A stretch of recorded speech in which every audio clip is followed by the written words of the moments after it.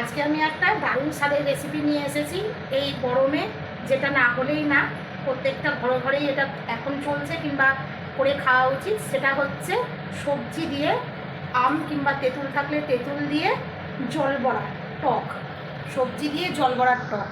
আর তার জন্য কিন্তু আমি আমগুলো একটু লবণ দিয়ে সেদ্ধ করে জলটা ফেলে নিই, জলটা রেখে দিয়েছি।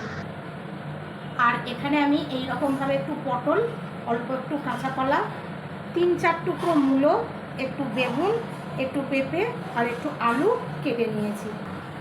এখানে আমি মটরের ডাল ভিজিয়ে বেটে নিয়েছি আর এর মধ্যে লবণ দিয়েছি, আর কিচ্ছু দিইনি। এটাকে আমি ভালোভাবে ফেটিয়ে নিব। আমি এর মধ্যে একটা শুকনো লঙ্কা এখানে দিয়ে দিলাম। এবার আমি এখানে অল্প পরিমাণে 5 ফোড়ন দিয়ে দিলাম।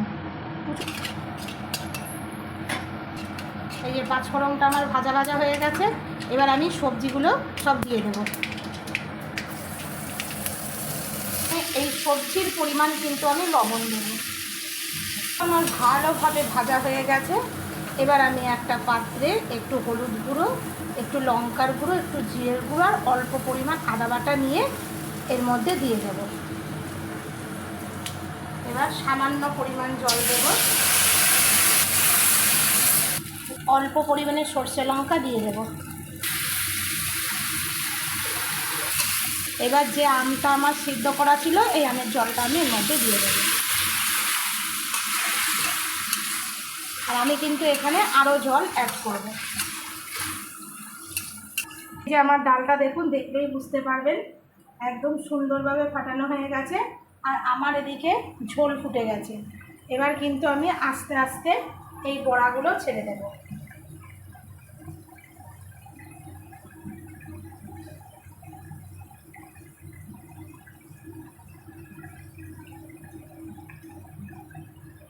আপনারা কিন্তু একদম ভয় পাবেন না। আর এই বড়া কিন্তু একদমই মানে ভাঙবে না। ফার্স্টে একটু নাড়া দেবেন না। দেখুন মনে হচ্ছে একদম ঝোল থেকে মানে উঠে পড়ছে, এতটা ফেটেছে।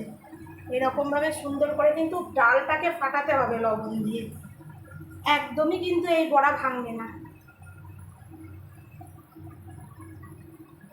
এটাকে এই মানে 3 থেকে 4 মিনিট ভালোভাবে ফুটিয়ে নিতে হবে।